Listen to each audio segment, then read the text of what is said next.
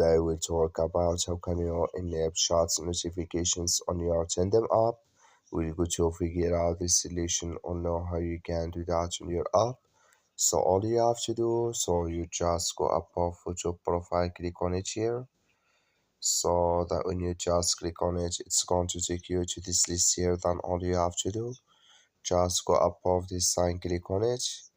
So then it's going to take you to next step here. Then all you have to do, just click here on notification settings. Then it's going to take you to next step here. So just click here on notification settings here. It's going to take you to this list. Click here on notification categories here. Then come to this list. You come here to shots, and then you click in this sign. Then like you say, this color show for us. That's mean shots notifications enabled with us now. That's all you have to do. Thank you for watching. Don't forget to support us by like and subscribe.